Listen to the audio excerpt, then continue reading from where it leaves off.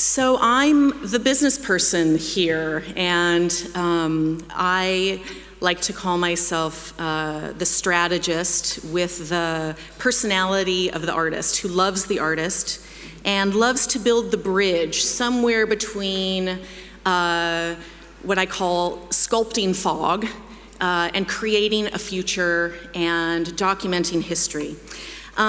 So I just wanted to say that the Rauschenberg Foundation was actually started by Rauschenberg in 1990. So like what we heard a little bit earlier, it was created during his lifetime. He died in 2008.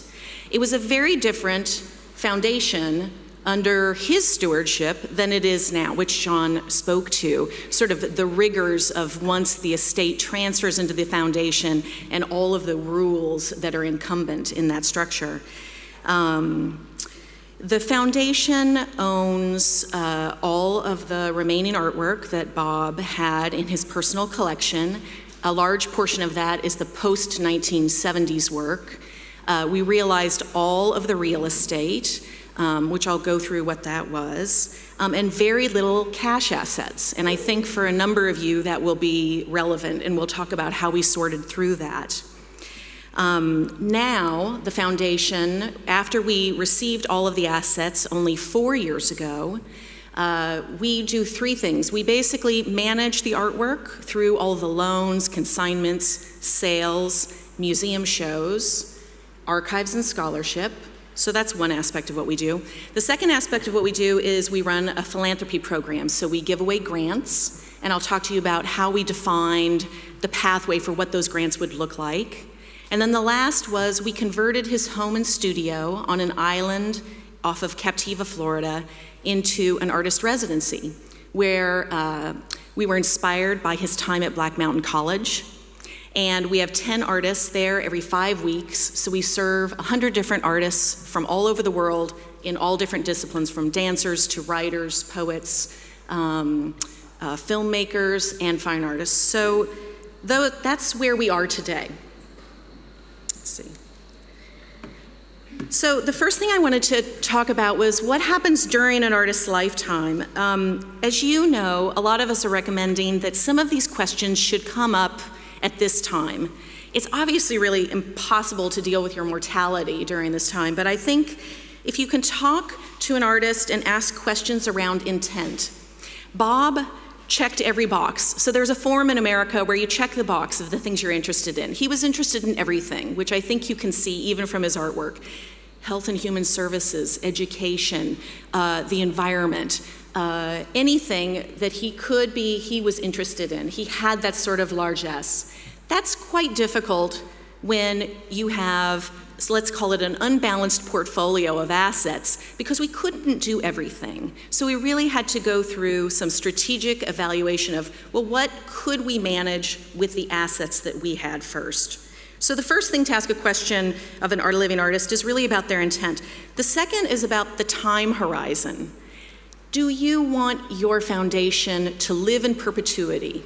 And it sounds so wonderful. It sounds like you could live forever. But many artists actually make the decision that they really only want their horizon for the foundation to exist for 10 years. Some of that deals with the asset base. And I know that sounds highly businesslike and very mechanical, but it is quite important. And a number of artists, Merce Cunningham, for example, actually wanted to find a way that his dances could live forever, but give those dances and license those dances to other people. There are a number of other foundations that hope to distribute the artwork to museums, colleges and universities for scholarship, and they'll donate their archives, and then they'll wrap up the foundation or the estate. Now, at the Rauschenberg Foundation, we do anticipate that we will operate on an ongoing basis. Perpetuity by a lawyer, which we know is the anathema of our audience today, forgive me, is actually only 25 years, but we anticipate that, so we actually have made a time horizon, which is about a 50-year time horizon, but we do expect it to go much longer than that. Why is this important? It's important to imagine how long that time horizon is for you, because your strategy is entirely different if you're going to operate on a long-term basis than on a 10-year basis. how you distribute the artworks, whether you gift and place them in museums, and even for us, how we exhibit the pieces and develop deep scholarship in certain areas of Rauschenberg's and bring those areas to market and create value over time. So we have a time horizon which is 10, 15, and 20 years out. And that's actually very important to realize. The last question is about leadership, and leadership can come in 3 different areas. The first are the trustees for your estate, and I'm sure you know that the Robert Rauschenberg Foundation had some trustees that Rauschenberg didn't put a cap in his legal will, and as an artist, you are able to identify how much you're willing to pay your trustees to shepherd the assets during the course of the estate or to transition them into the foundation. Without articulating what that cap is, it actually could simply be a percentage, and if you have a large estate, that can be quite a lot of money.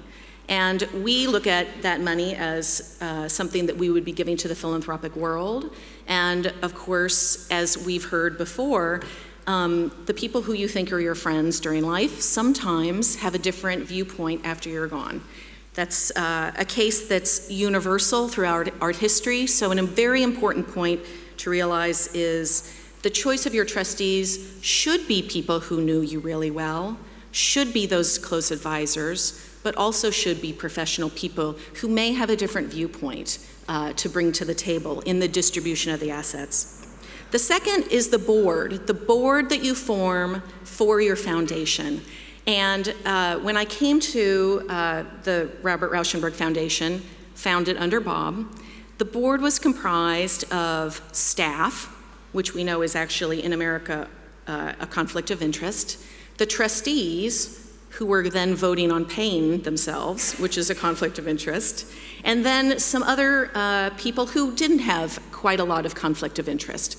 So it's important to recognize straight away who has a conflict of interest. Staff should never be on a board, and nor should the trustees, because shepherding the estate, and then once it closes, those people could migrate to the foundation.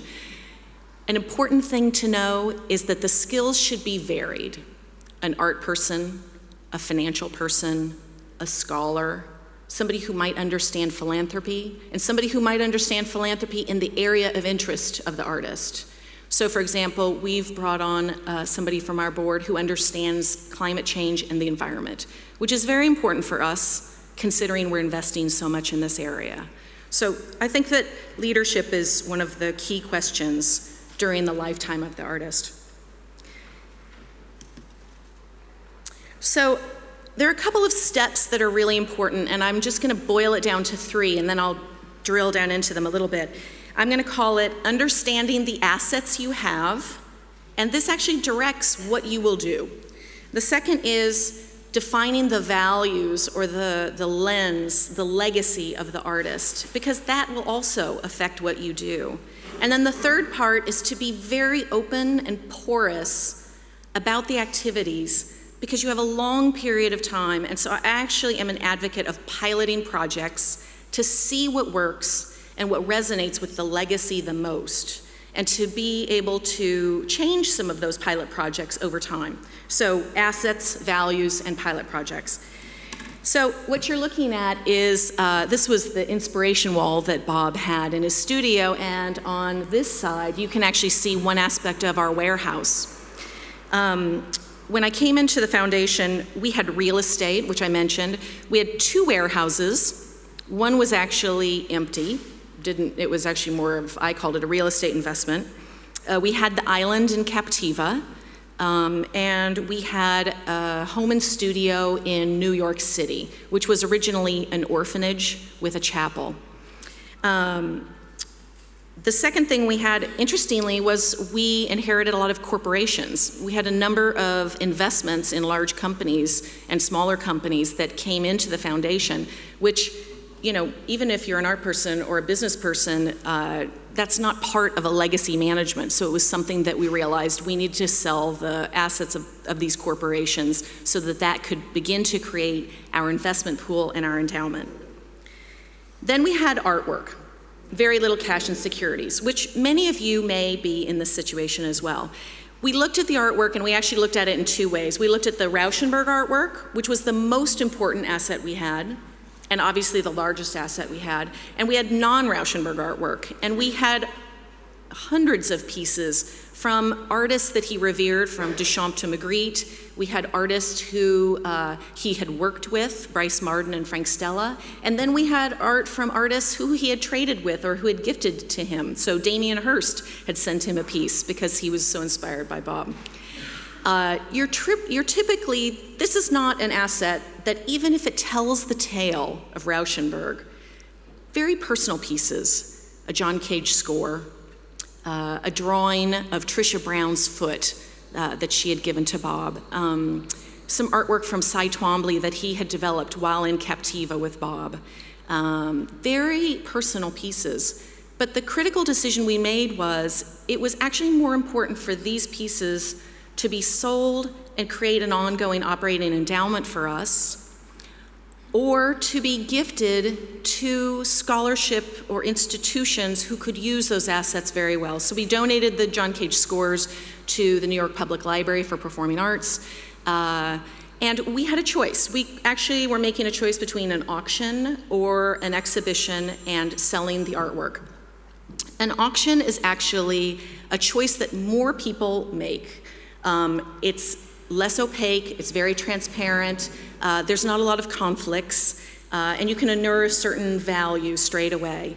It's difficult and very important. When I managed the estate of David Whitney and Philip Johnson, we worked very hard and very closely with Sotheby's to ensure that the legacy and the catalog, it would speak less to a garage sale, which is our worst nightmare, to understanding these pieces as a part of somebody's life. That was quite important to us.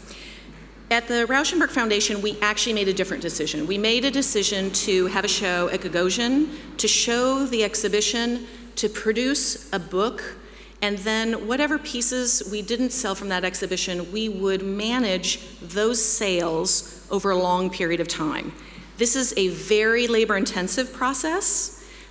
We probably inured a slightly greater value over time, but I think once you extracted the time value and the staff, it's sort of, they're very like-kind situations.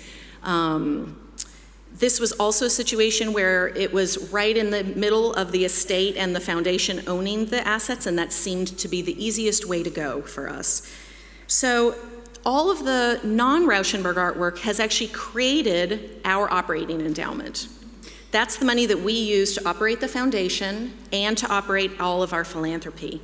And by virtue of that, we've been able to draw out a longer sales plan and placement plan for the Rauschenberg artwork. So this is why I'm saying that looking at the assets and making sure that you can actually consider what money do you need in order to take very slow and deliberate steps with the artwork of the artist who you're predominantly focused on. So I will say that. The next piece is, once you understand the assets and what you want to do, the next piece of this, probably the most important, but certainly, is defining the legacy. Now, you could define a mission statement. I call it the 411 mission statement. It's like the general mission statement, to steward the legacy of the artist. Like, anybody could say that. Mike Kelly, if that was your mission statement, you would be no different than Rauschenberg Foundation. Or if Flavin had that for his mission statement, it wouldn't define what made Donald Judd so unique. And I think the challenge here is truly, how long can somebody who's known the artist be a steward for that legacy? And so our purpose was to pull together the people who knew our artist best and to define the value systems so that 100 years from now, somebody could make good decisions on the behalf of the artist. So those questions, or the outcomes for us, for Rauschenberg, were things like, Rauschenberg was a risk taker. He was extremely generous. He was a creative problem solver. He was highly collaborative. These are things that now, when we look at our grant programs, we don't just give money to artists. We give money to artists who are looking at problems from different solutions. We look at collaborative teams of artists, and we look at people who are taking risks and will invest in them in a longer term because of the value system that we've defined for the artist. And I think that this is really important because on our board, it's a priority to continue to bring people on who knew the artist, but we're just bracing for the fact that that era will end in another generation or two, and we're truly building this on an ongoing basis. So the values in defining the legacy is really important. This is a picture of Bob. I don't know if you know this about Robert Rauschenberg, but as well as being sort of what I call creatively vivacious and just exuberant, he was also incredibly engaged in humanity and global issues. He was one of the artists in the 1980s where he went to Cuba and China, to Russia, to Venezuela, and he wanted to work with the artists because he believed art had a transcendent power over politics. He believed that art was a better communicative currency than what the politicians were doing. And so this actually is more resonant today, and one of the reasons I think we're all here, which is we realize that the artist, in many ways, is forecasting things that can only be understood decades later. And so part of our project, we have a retrospective coming up at the Tate Modern, and we were sitting down with a number of press, and the press knew Robert Rauschenberg for his combines, and they knew him for his early work, but they really didn't know him as a person, which defined so much of his later work, so much of this humanitarian. And we thought that that's actually quite important. So this third part is really about piloting projects. What you see here is one of the structures we have in Captiva. This is called the Fish House, and it's actually a house that's out in the water. There are about 12 different structures on about 30 acres, which take up a large portion of this island. And this is where, on the left-hand side, you can see we're bringing artists from around the world, and they're free to do what they wish. Just as in Black Mountain College, we had a big discussion in the beginning. How do you create collaboration? You don't engineer collaboration. You just provide artists with a place and a stipend and equipment and 5 weeks. And we were shocked to find that in the end, without us asking them, they started working together on all sorts of things. And the number one thing we've learned from the residency is that people who come in as a photographer leave as a printmaker, or they'll come in as a dancer and they leave as a sound artist, because Bob was very wide-ranging in many of the different methodologies he used. And so we have this wide range of facilities. It allows people to take those risks in this place to try different things. So I just wanted to talk a little bit about some of the pilots that we use. In one of the warehouses that I mentioned earlier, before we made the decision to sell it outright, we thought to ourselves, well, what if we hosted shows? Or what if we actually gave this space as a grant to small arts organizations? And so we used it for a year, and we sort of saw and we asked people if it was useful, and we ended up saying, okay, we could do these 3 things with this asset, or we could actually sell this warehouse and use it in our philanthropic fund. And in the end, we ended up selling the warehouse and using it for our philanthropy. Captiva, we did the same thing. So before we actually started formalizing the residency, we just invited people down. We said, let's just invite some people down to Captiva and let's see what they do with it. And all we're gonna ask them in response is to tell us, if you came here, would you wanna come here for 4 weeks or a month or 6 months? We didn't know. Do you want us to ask you to produce something in the end? Yes or no? And interestingly, I think you can serve the market so much better if you ask the people that you're trying to benefit. And in the end, we did not end up selling Captiva because we found that the artists who went down there said they would rather have that experience than have a grant. And that experience actually changed their lives, or it even changed their practice, which we thought was very in keeping with our legacy. So it was a really important thing for us in the early stages for the first 3 to 5 years to begin to pilot some of these projects. We did the same thing with the artwork. So all of us loan artwork, consign artwork, and mount museum shows and scholarship. We were realizing that colleges and universities are some of the best areas to work with. You really want your artists to be known by young scholars.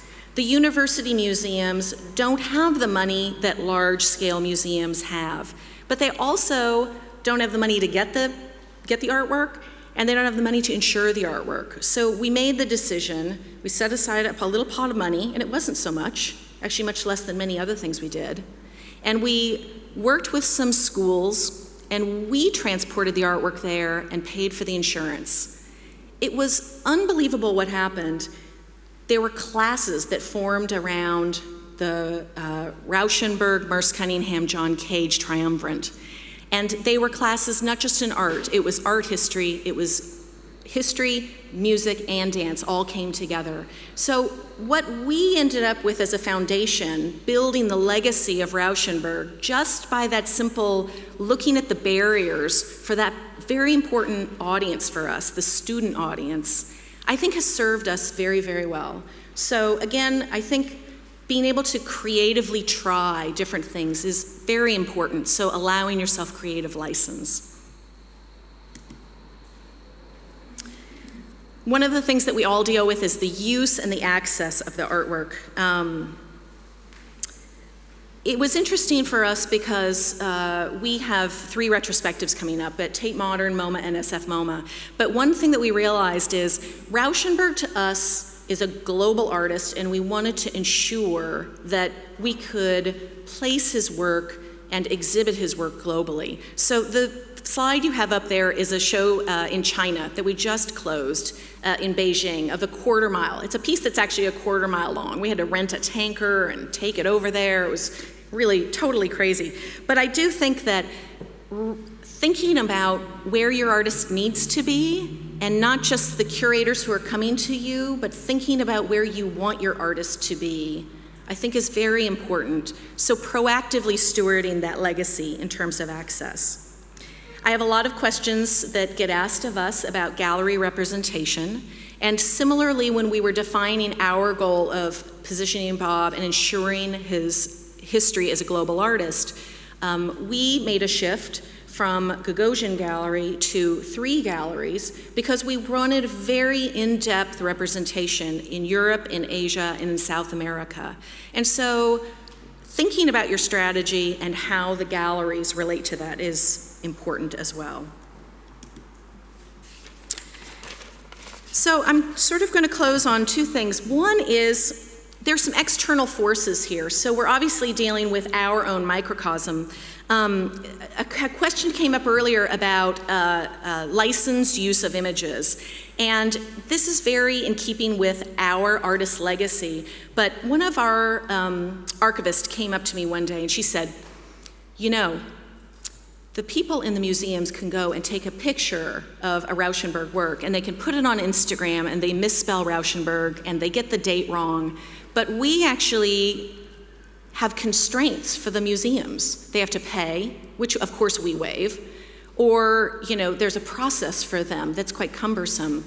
And as we started thinking about it, we realized there were a lot of barriers with the external influence of technology that are facing us right now.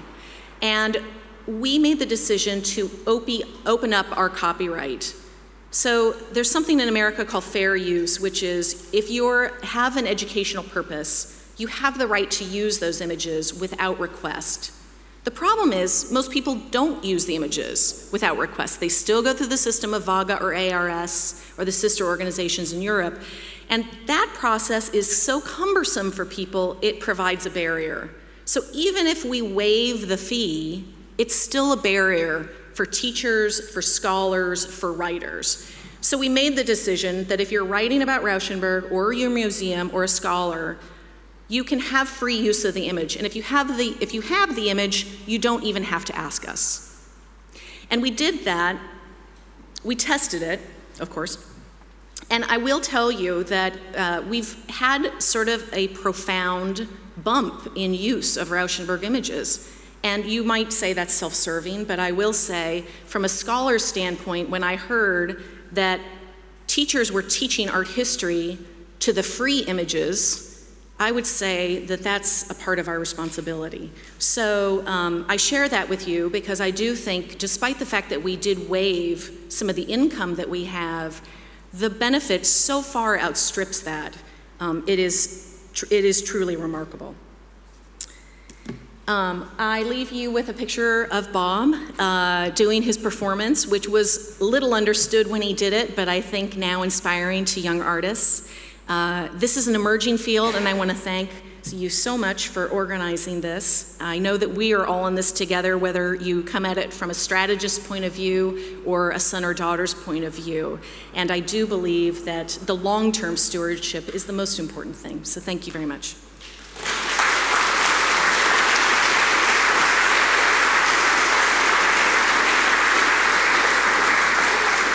So we can take some questions, just a couple of questions if anybody has any. John, you have a question?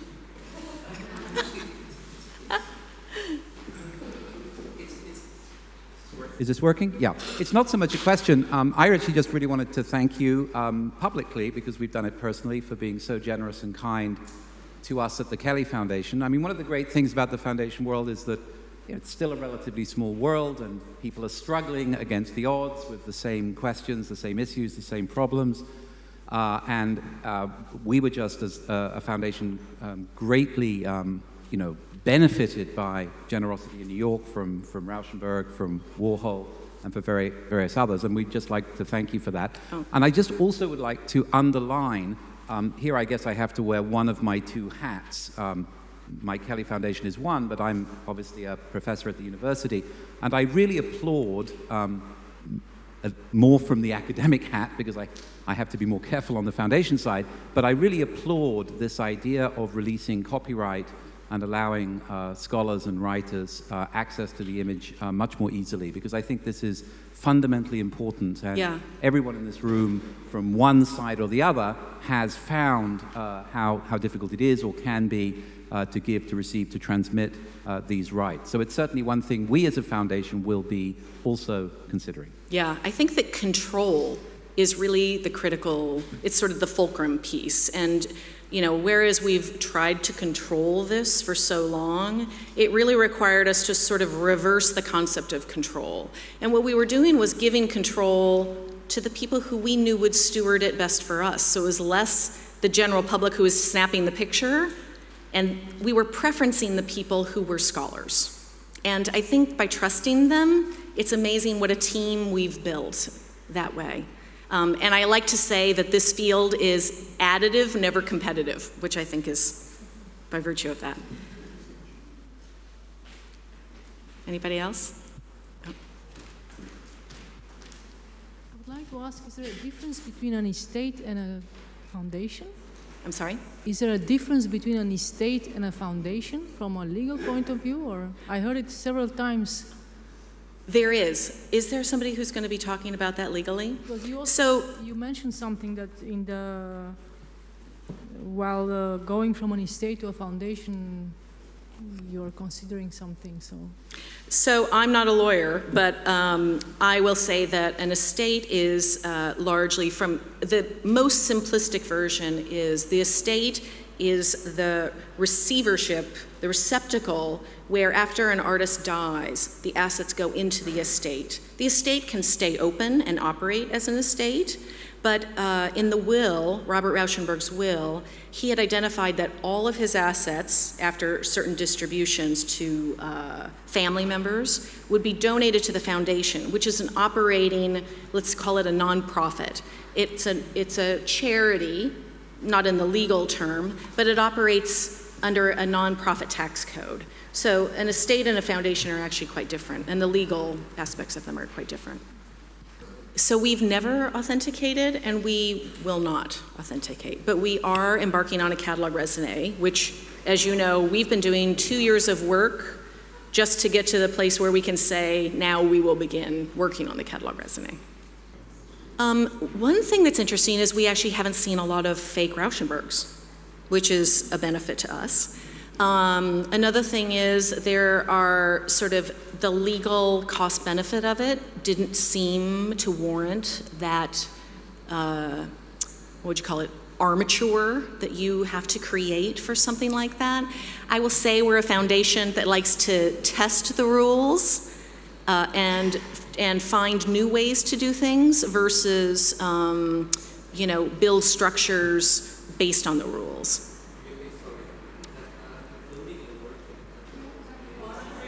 I'm sorry, say again? Including the work in the catalog resume, is that not something which is... Well, I think that we can all say, and certainly the catalog resume panel will deal with this, but the catalog resume process is ostensibly the process of identifying all of the work, and that ostensibly becomes your catalog resume.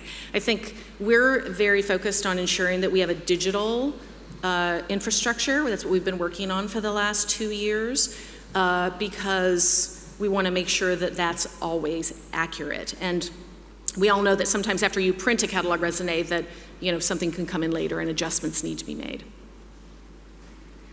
Can I ask another question about copyright? So you've eased copyright in regard to scholarly use, but how about in regard to creative use? Because an awful lot of work is being made, obviously artists increasingly work from other artists' work. I'm so glad you asked that. And the reason is we opened it up to artists as well. Rachel Harrison actually came to us and asked if she could use Rauschenberg images in a body of her work. And we said, you bet. We're so excited about that. And she said she was literally waiting to expect a big dialogue and months of conversation. And but we had one meeting and discussed what was the ethos of the artist and what was our value system. And it was simply the idea that image reuse was a part of Rauschenberg's practice. So it would be crazy for us not to. And in that same sense, we actually have gone to bat for Richard Prince. We have gone with the Warhol Foundation in a it's like a friend of the court brief around the reuse of images throughout art history, so that a judge who's deciding some of these things and may not be an art historian is at least briefed on this, but also understands what are the other artist foundations' critical concerns. So we're actually very open and invite artists to reuse the images.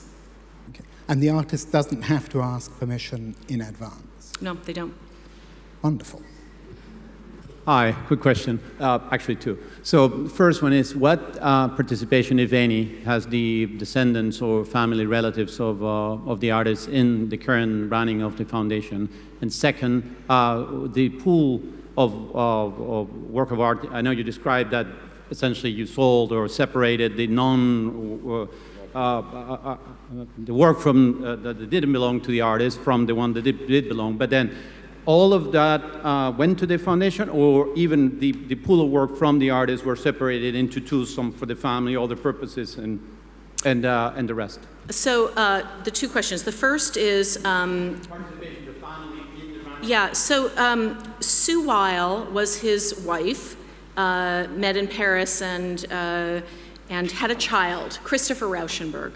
And Christopher Rauschenberg is the only living heir of Bob, and he is our board chair and president. And I couldn't ask for a better person to work with and for, because he is as generous as his father was, and as open-minded and inspirational. So that's really fantastic. The second part, all of those assets, both non-Rauschenberg and Rauschenberg, came into the foundation. And I'll say one more thing, it's quite important for all of us. Many of you probably know this. Once we took the non-Rauschenberg out and, as I'll call it, converted that into our philanthropic fund or endowment, the rest of the Rauschenberg work, it's very important for us, particularly, I think for most artists, estates and foundations, is to begin to understand, we have, for lack of a better term, classified the pieces.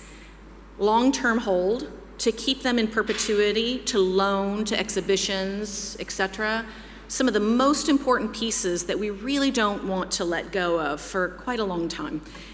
pieces that we want to go to museums, that are speak to certain moments in art history of his practice, of certain size and scale that are important for scholarship, and then work that we are willing to sell on the commercial market. So we've actually gone through the entire inventory and classified them in that way. It helps us not have to go back to the well all the time, so that our agents can work from a body of work that they know we can sell.